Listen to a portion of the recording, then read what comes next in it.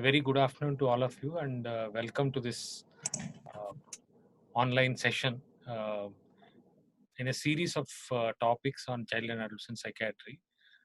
The first topic and the topic for today is case formulation in child and adolescent psychiatry.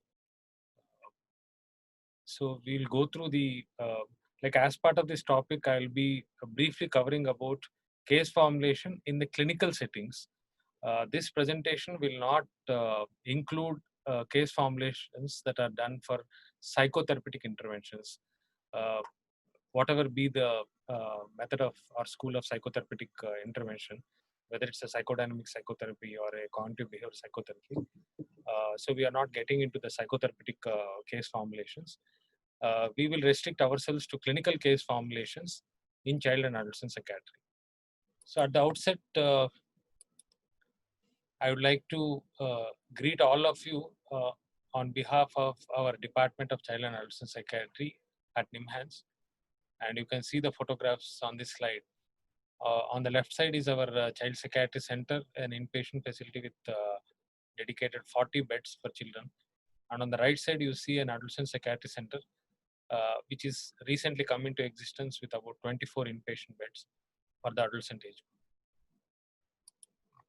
So first and foremost, let us understand as to what is clinical case formulation.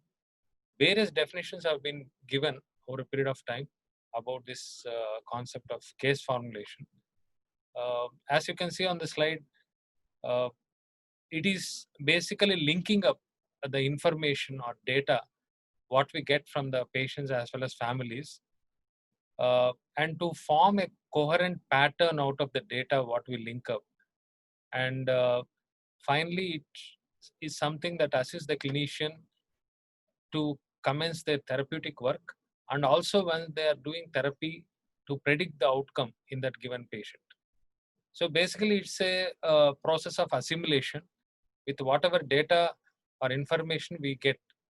In the case of children, actually, this data usually is obtained from the child himself or herself, and also the parents, both the parents, and even the other important sources of information, the teachers, could be school teachers or tuition teachers. So the multiple sources of information is something very important, and this information is, as you all know, when we do a clinical evaluation, we have a specific format for detailed clinical evaluation, right from the basic socio-demographic details, from the presenting complaints and family history. So there is a specific format in which we collect the data and information.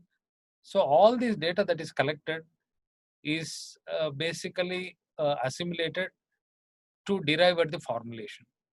And as you can see on the slide, this is also a, we can say it's a hypothesis. The case formulation is a hypothesis, uh, because here the clinician is using the information to understand why these difficulties have arisen in that particular child, and what can be done about it, and also what is going to happen to this child, like what kind of treatment needs to be provided and what is going to happen to the child, that is a patient in this case.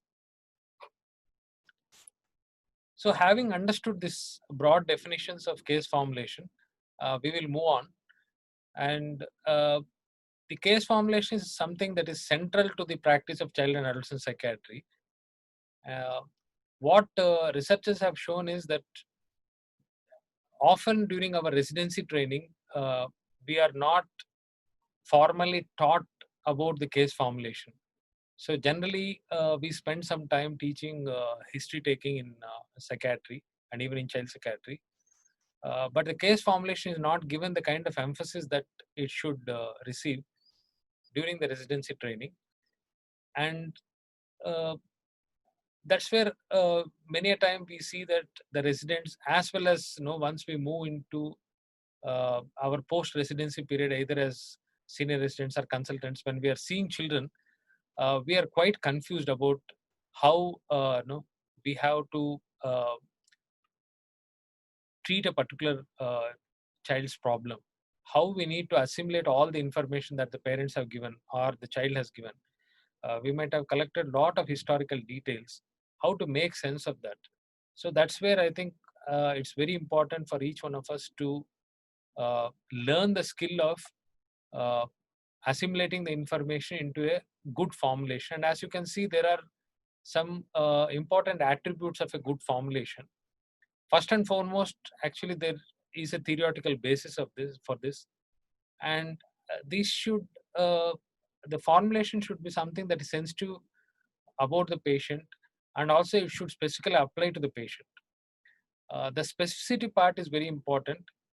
Irrespective of the diagnosis of a patient, the patient's whatever the information that has been obtained is very specific. Like, you may have different diagnostic labels as per your ICD or DSM system of classification, and we all keep saying that no two patients are the same. To give you an example, you might have made a diagnosis of obsessive compulsive disorder, and you might have seen several children with this particular diagnosis.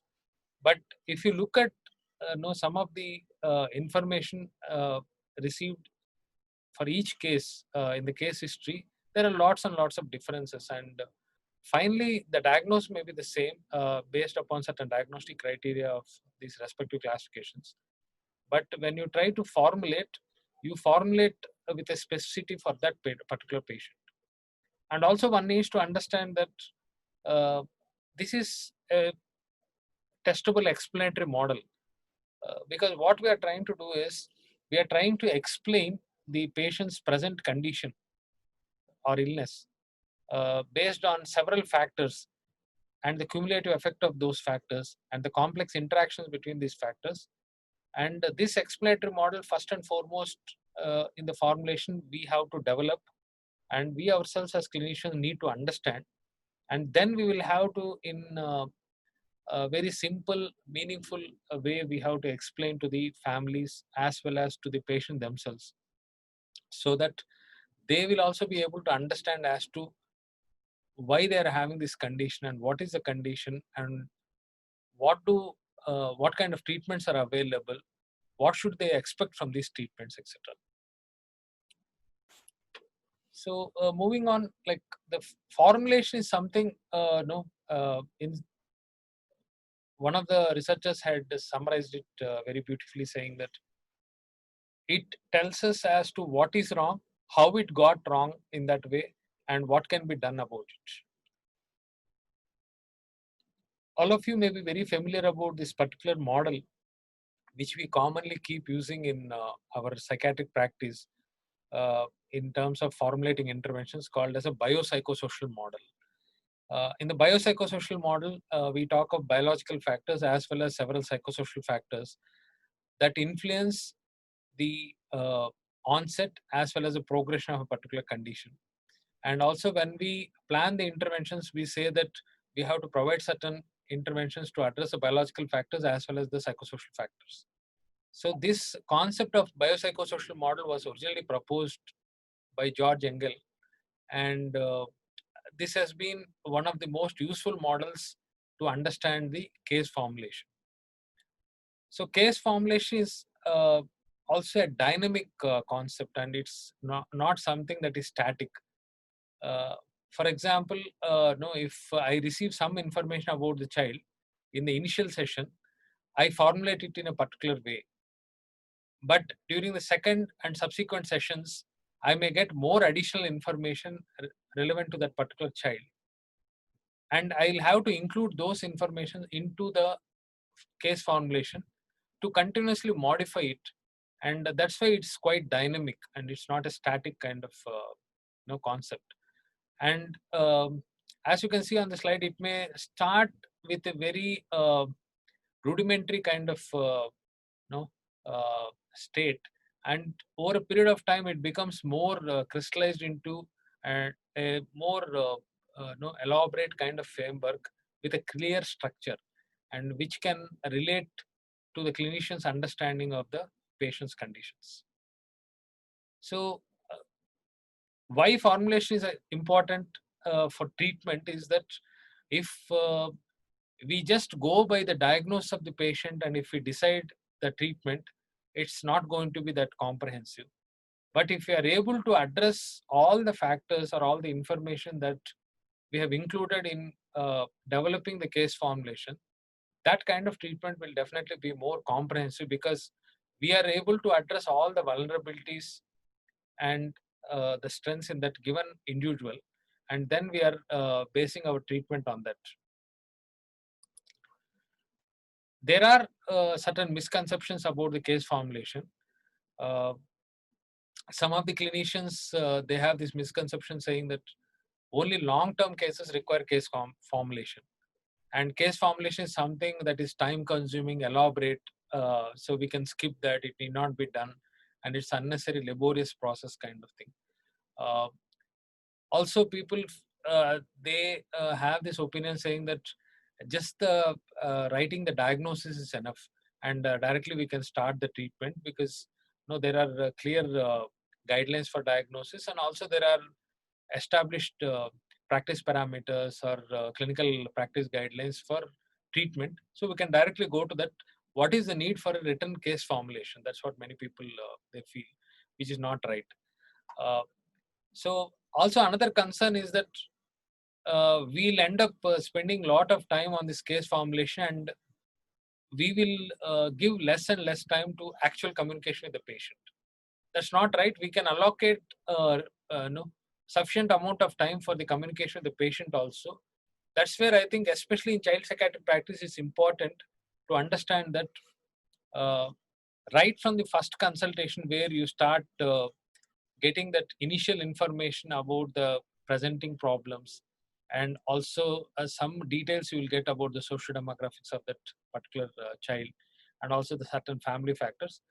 The formulation itself, and also actually communication to the patient about the case formulation and actual initiation of therapy and the follow-ups may take several sessions together. It's not just a one-off kind of thing. So case formulation itself includes certain factors, as you can see on the slide. And one way of remembering these factors is by the alphabet P. So predisposing factors, precipitating factors, perpetuating factors, and protective factors.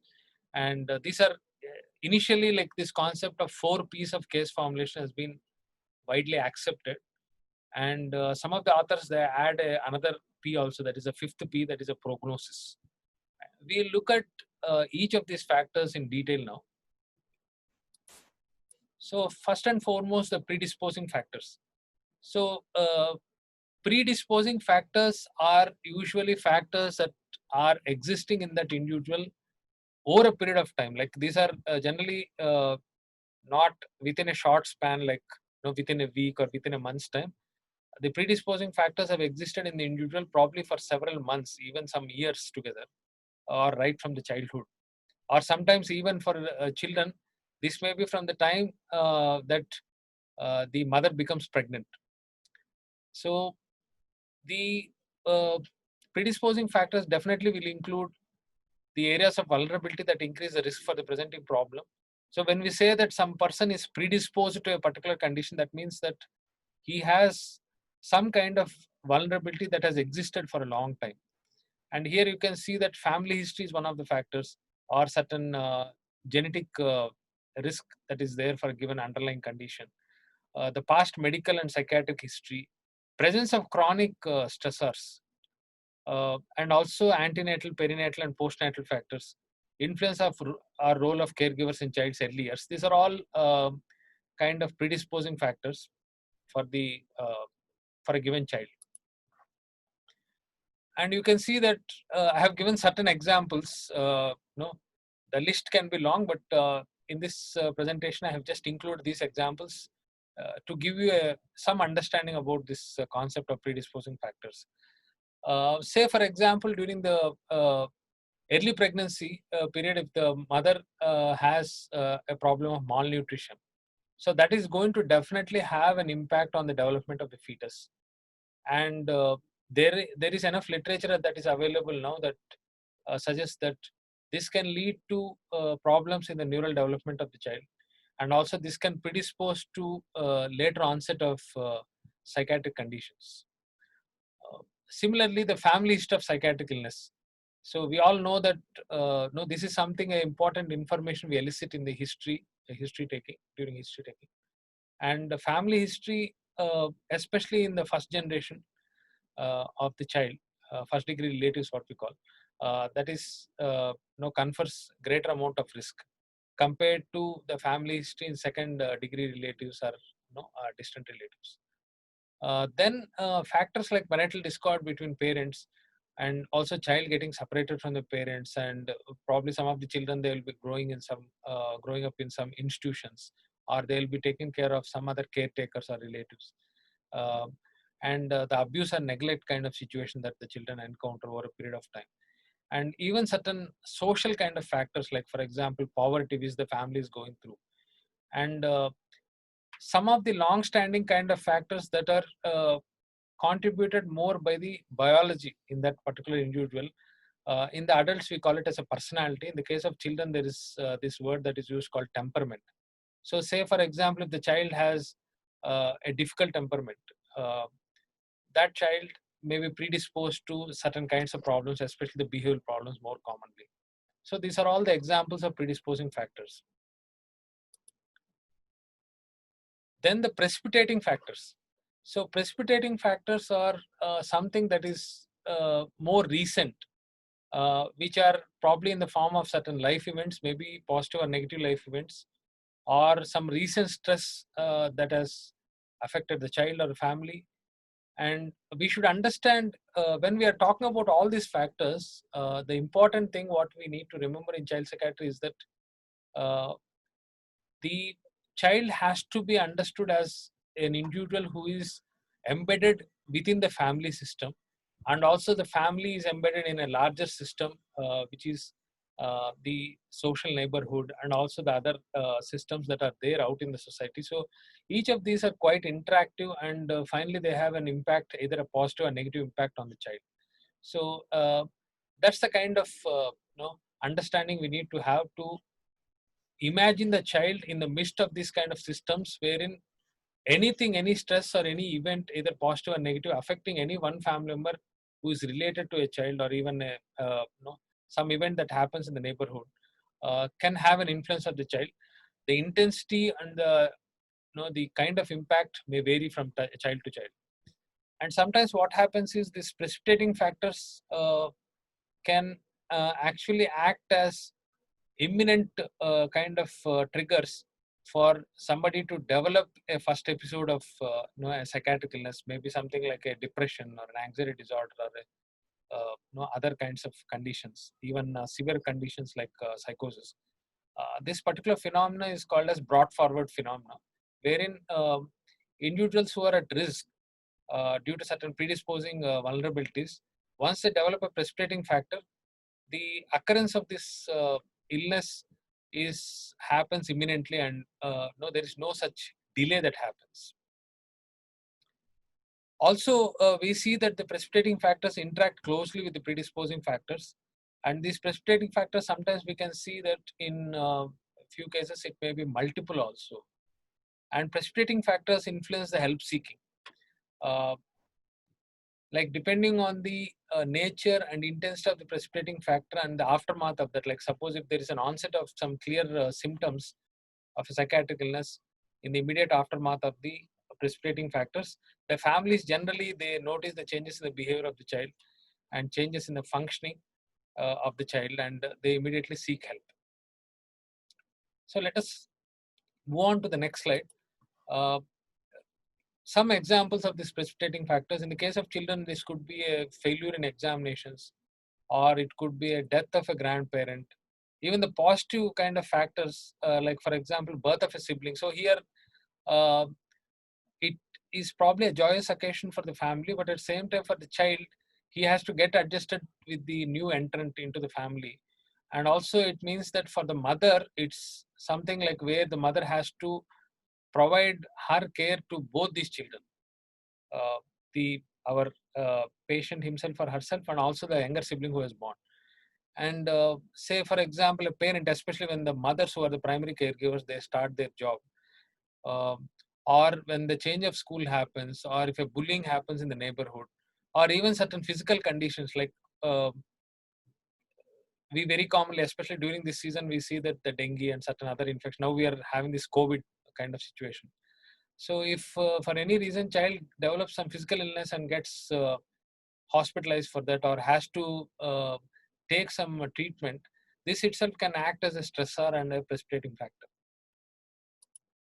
So then going to perpetuating factors, perpetuating factors are also called as maintaining factors, and these factors exist for a period of time.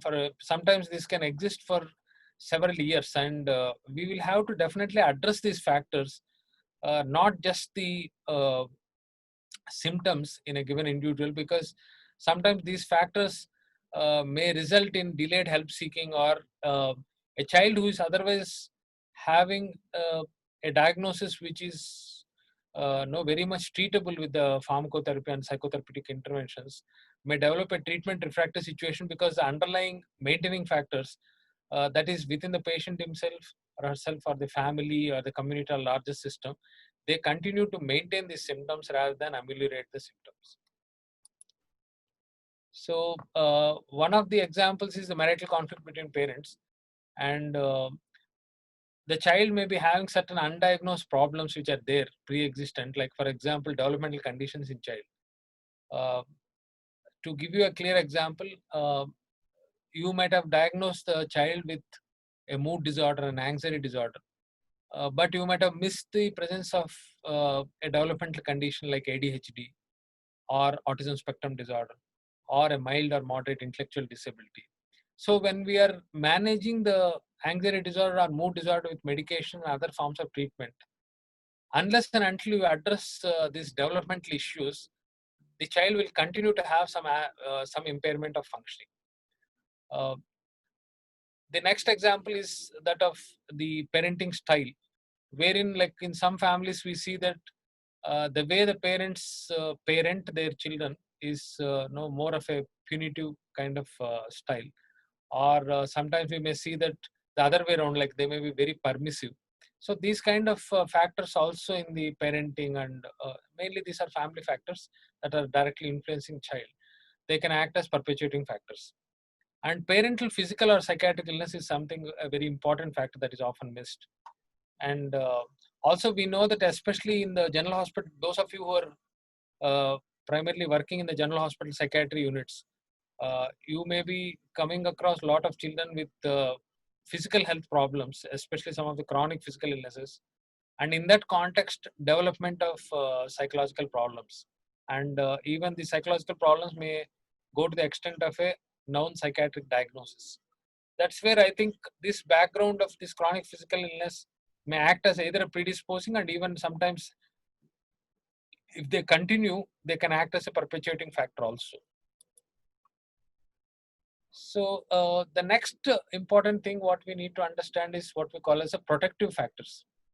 So protective factors are something like where, say for example, we come across some children irrespective of the diagnosis, and this is something we'll have to look for in every child, and we need to elicit the information.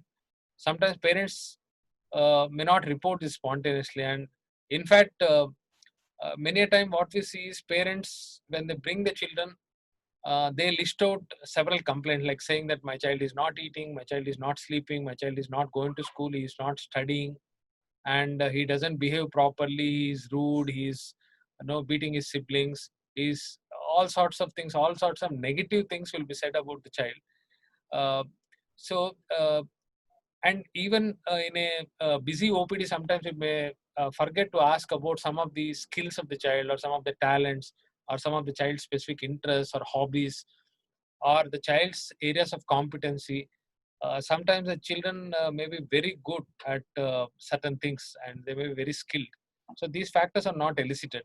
Or even some of the important aspects of their temperament, like for example, some children, they are very well adjusted with others, and in different circumstances they get easily adjusted, and they have what we call as a very easy temperament, and generally their mood is very stable, and they are not going to react impulsively to any situation.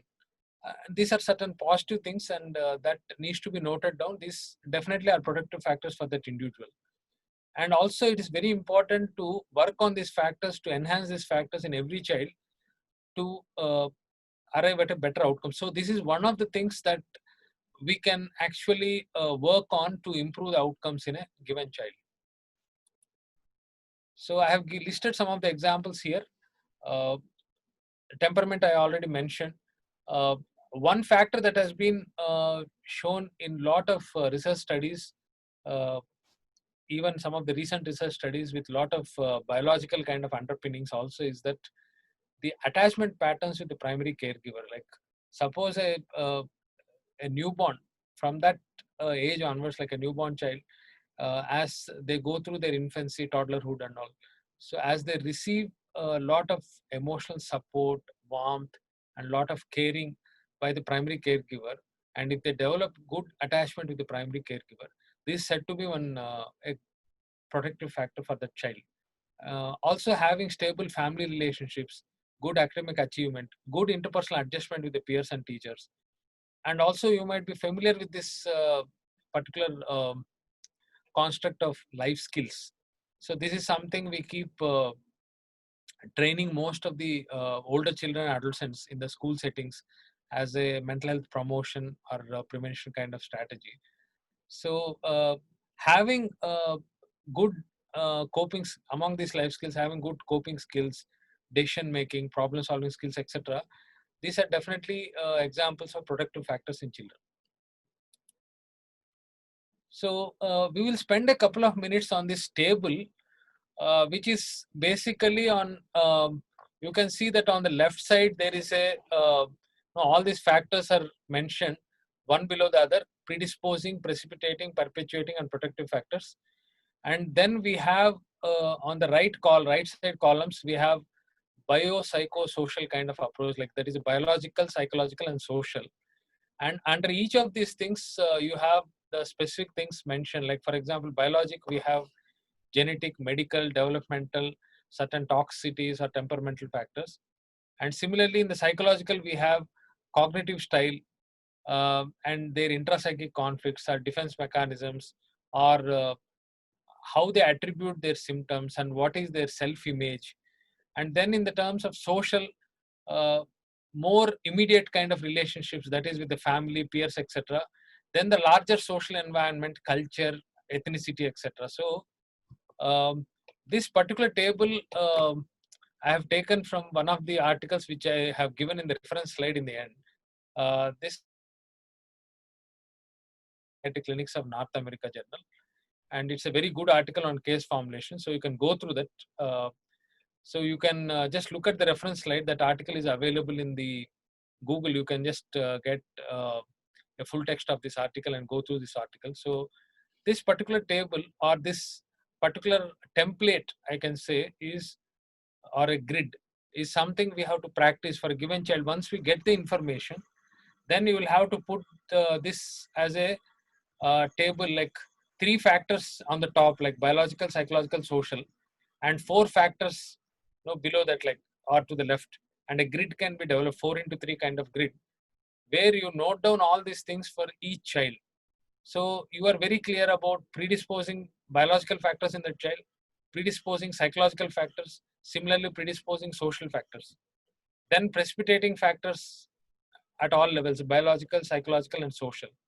Similarly, maintaining or perpetuating factors in biological, psychological, social, and protective factors. So I think for a thorough understanding, no, learning this particular plotting or mapping of these factors is very important, and understanding the role of each of these factors. And you can see that these factors, uh, sometimes it may be loaded too much on the precipitating factors in a given child. In a given child, actually, it may be the other way around. Like precipitating factors may not be that much, but the child may have a lot of predisposing kind of vulnerabilities and also some maintaining factors. So anyway, it may go, and it's very important to have this particular template in mind. And the best thing to do is for you, whenever you obtain information from any child or caregiver, to elicit all this information related to these factors, and probably plot this table before you write the formulation. That's a good practice to follow. And finally, I want to give this format of case formulation. First and foremost, we have to write a summarizing statement about key demographic information presenting complaints and perspectives of child and parents.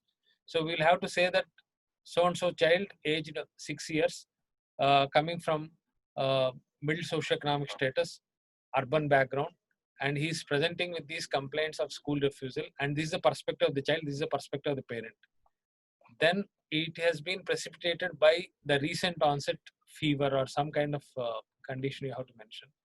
Then we will have to describe the biological characterization, then the psychological characterization of that child, then each of these factors, family and other interpersonal factors, socio-cultural and environmental factors, functioning of the child in all domains, and strengths and protective factors we should not forget. And then we should mention the differential diagnosis, and finally we should give an integrative statement that gives an overall kind of picture about these 4 P's in this given child.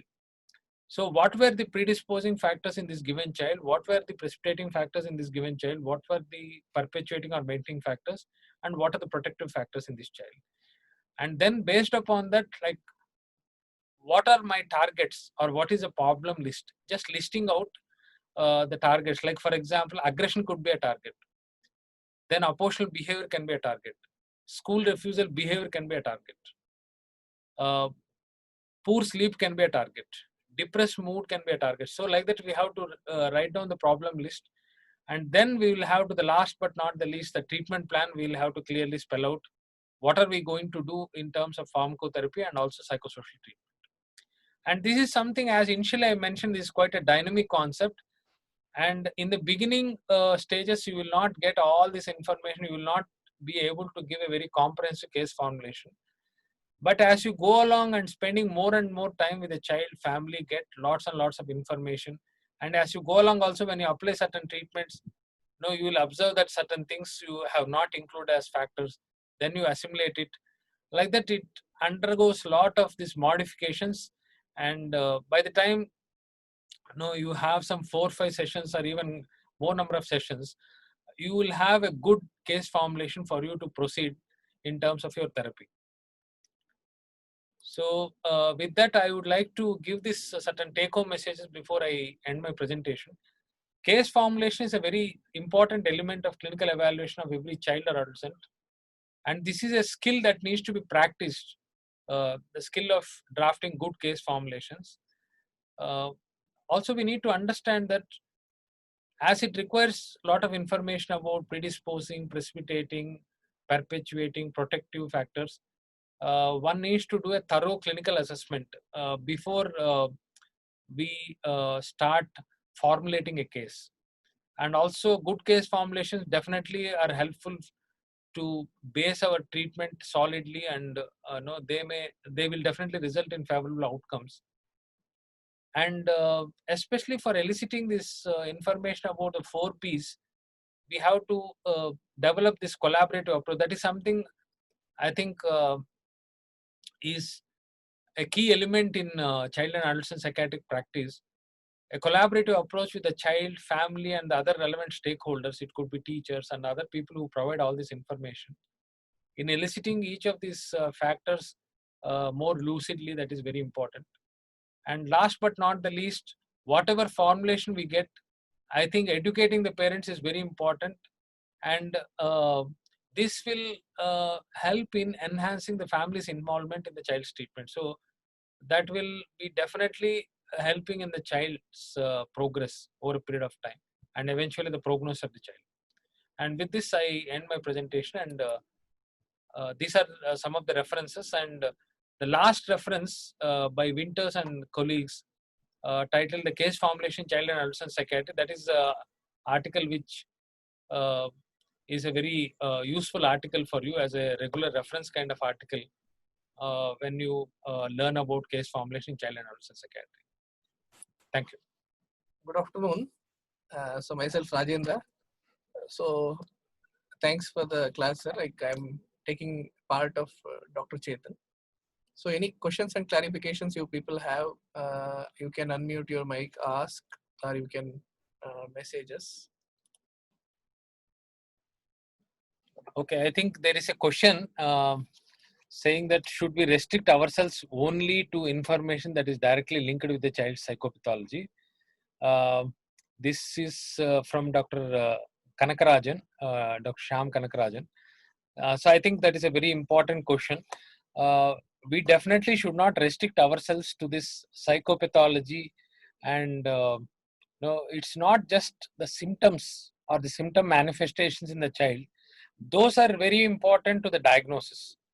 And typically we use that to diagnose a child with a particular condition using the ICD or DSM criteria and the diagnostic workup.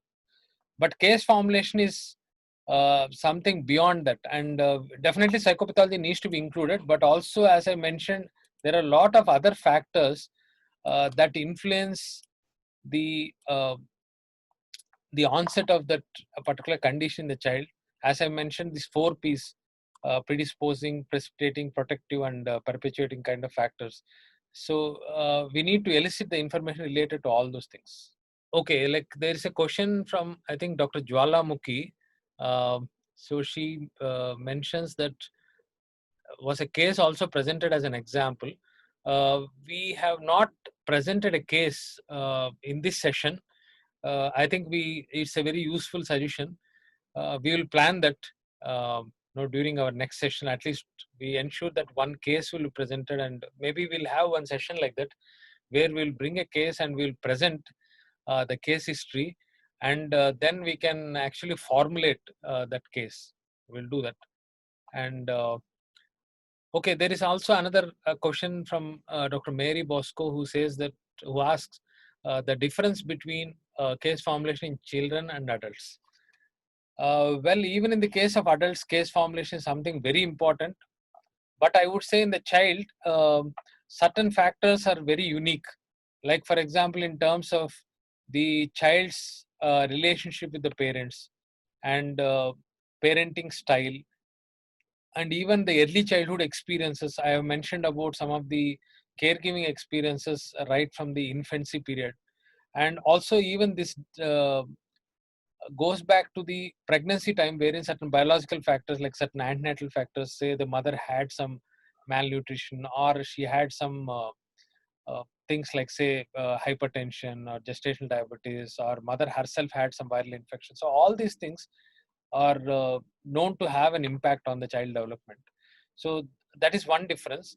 The other one, of course, in child, typically this information also it requires much more time to elicit, and that you may be familiar with that. Like even the history taking in child and adolescent psychiatry requires more time, and typically multiple informants will be involved, and the child initially may be non-cooperative for this or uncooperative for this particular exercise, and we will have to, especially in smaller children, we will have to observe their behaviors over several sessions. And in older children especially, they may not be very cooperative initially. We have to establish the rapport, and there may be certain sensitive informations which the child may share with us, may not be sharing with the parents initially.